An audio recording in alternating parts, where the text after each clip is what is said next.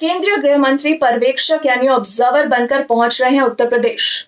लेकिन सवाल ये उठता है कि क्यों अमित शाह जैसा बड़ा नाम, जो पार्टी के नंबर 2 के नेता हैं, उनको पर्यवेक्षक बनकर यहां पर तैनात किया गया है। क्या वजह है इसकी? क्या मायने हैं इस पूरी खबर के? किस तरह का संकेत इससे मिलता है? जो मंत्रिमंडल का यहां पर गठन होगा, क्या उस पर दिल्ली की छाप होगी या योगी आदित्यनाथ की चलेगी, या आखिरी फैसला आरएसएस का होगा? तमाम इस तरह के सवाल अब उठ रहे हैं। अमित शाह और उत्तर प्रदेश की जब बात करते हैं तो थोड़ा इतिहास में आपको लेकर चलती हूं। 2014 में जब भाजपा ने यह तय किया कि नरेंद्र मोदी, जो तब गुजरात के मुख्यमंत्री थे, उनको भाजपा का प्रधानमंत्री का चेहरा प्रोजेक्ट किया गया, तब अमित शाह को काफी समय तक उत्तर प्रदेश में इंचार्ज बनाकर उन्होंने वहां पर अपना समय बिताया। उन्होंने बहुत काम किया जमीनी स्तर पर, बहुत सारे जातीय समीकरण बैठाए, और यही वजह थी कि भाजपा को 2014 में जबरदस्त जीत मिली और तब गुजरात के मुख्यमंत्री नरेंद्र मोदी बन गए देश के प्रधानमंत्री नरेंद्र मोदी। 2017 में जब उत्तर प्रदेश में चुनाव आए, तब भी हमने देखा कि भाजपा ने जबरदस्त जीत हासिल करी और उस जीत का श्रेय अमित शाह पर गया। अमित शाह को उसका श्रेय मिला। और आपको याद होगा कि उस समय अमित शाह बीजेपी के नेशनल प्रेसिडेंट थे। 2019 के लोकसभा चुनाव में भी 80 में से 62 सीटों पर भाजपा ने जीत हासिल करी और तब भी अमित शाह ने जबरदस्त काम किया था जमीनी स्तर पर। 2022 के चुनाव, जहां पर एक बार फिर योगी आदित्यनाथ ये चुनाव जीत गए, तब भी उन्होंने इस पूरे कैंपेन की शुरुआत कायराना से करी। अब देखिए, अमित शाह जब पर्यवेक्षक बनकर उत्तर प्रदेश पहुंचे हैं और वो इस पूरे विधायक दल की बैठक में मौजूद होंगे, तो वो क्या करेंगे, क्या फैसले ले सकते हैं, कौन से ऐसे सवाल हैं जिनका जवाब वो ढूंढेंगे, कौन से ऐसे संदेश हैं जो वो इस पूरे मंत्रिमंडल के गठन के साथ अपने वोटर को देना चाहेंगे। ये मत भूलिएगा कि 2024 के चुनाव भी भाजपा के लिए उतने ही जरूरी हैं, और ना ही सिर्फ 24 का चुनाव, बल्कि आने वाले समय में तमाम जिन राज्यों में भी इलेक्शन होंगे, कहीं ना कहीं जो संदेश इस समय उत्तर प्रदेश के मंत्रिमंडल के गठन से निकलेंगे, उनको पार्टी आगे ले जाकर अपने वोटर्स को समझाना चाहेगी। एक सवाल ये उठता है कि केशव प्रसाद मौर्य, जो पिछली सरकार में डेप्यूटी चीफ मिनिस्टर थे, वो और अमित शाह कहा जाता है कि काफी नजदीक हैं। तो ऐसे में क्या केशव प्रसाद मौर्य को इस बार के मंत्रिमंडल में जगह मिलेगी?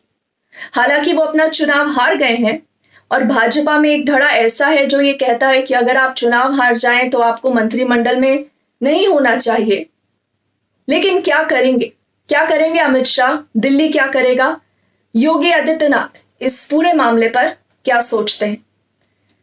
अगला सवाल उठता है ओबीसी वर्ग को लेकर, और यह मत भूलिएगा कि केशव प्रसाद मौर्य पार्टी का एक बड़ा ओबीसी चेहरा है और 2024 के चुनाव में जाते जाते पार्टी चाहेगी कि ओबीसी चेहरा एक बड़ा उनके साथ बना रहे और संदेश ये रहे कि पार्टी लगातार उनके हित के लिए काम करती रही है।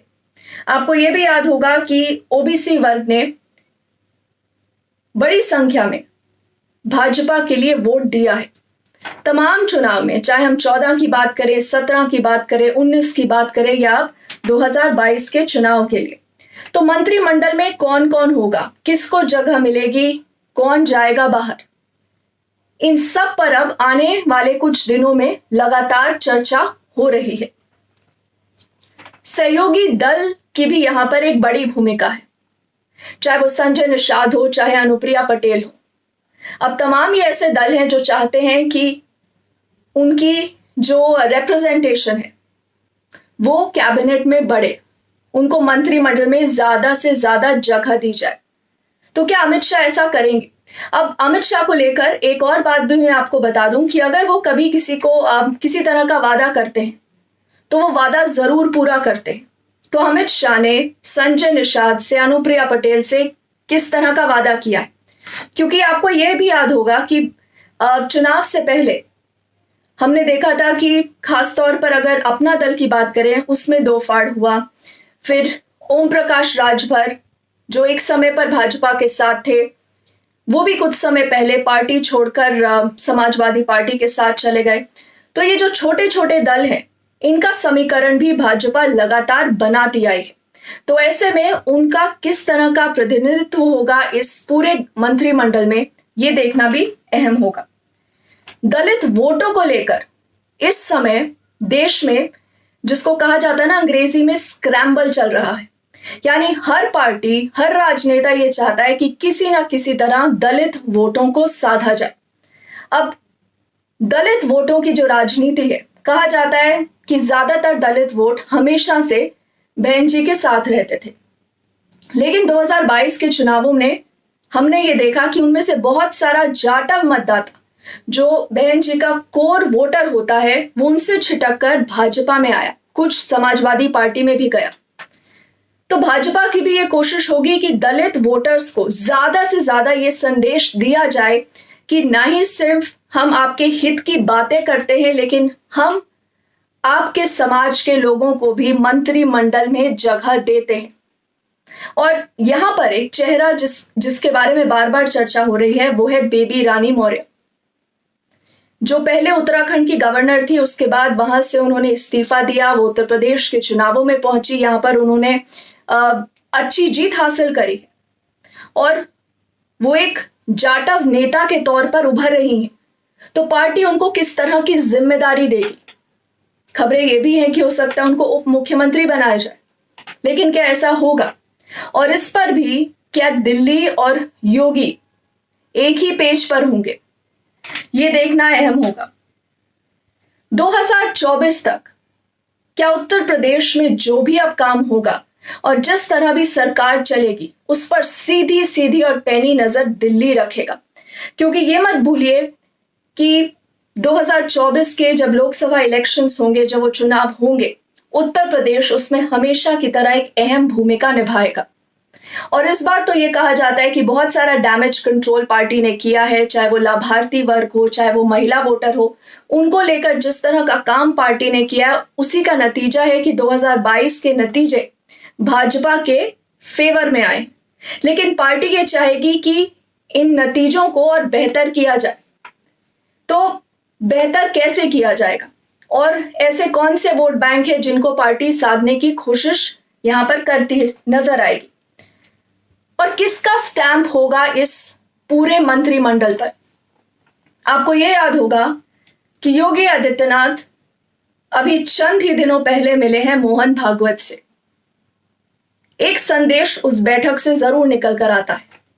अब अमित शाह है लखनऊ में, संदेश यहां पर भी है, संदेश लखनऊ में भी है, संदेश दिल्ली में भी है और संदेश 2024 के लिए भी है। लेकिन सवाल यही उठता है कि किसकी सुनी जाएगी? क्या इस पूरे मंत्रिमंडल पर दिल्ली का ठप्पा होगा या योगी आदित्यनाथ की चलेगी या आरएसएस आखिरी फैसला लेगा? क्योंकि ये मत भूलिए कि योगी आदित्यनाथ इस समय पहले से ज्यादा मजबूत है, उनके पीछे आरएसएस खड़ा है। और ऐसे में मंत्रिमंडल का चेहरा कौन कौन होंगे, किस तरह के संदेश यहां से मिलेंगे, और अमित शाह जिस जिम्मेदारी को लेकर इस समय उत्तर प्रदेश पहुंचे हैं, उस जिम्मेदारी का किस तरह का संकेत हमें उत्तर प्रदेश के मंत्रिमंडल में देखने को मिलेगा, इस पर हमारी निगाहें रहेंगी। अगर आपने अभी तक मेरे YouTube चैनल को सब्सक्राइब नहीं किया है, तो आपसे एक रिक्वेस्ट है कि news that you don't get को जरूर सब्सक्राइब करिएगा। इस वीडियो को अपने दोस्तों के साथ जरूर बांटिएगा। मुझे बताइएगा कमेंट सेक्शन में कि आपको ये पूरा एनालिसिस कैसा लगा और कौन से ऐसे विषय हैं जिन पर आप चाहेंगे कि हम बातचीत करें। आपने मेरा ये वीडियो देखा, उसके लिए थैंक यू।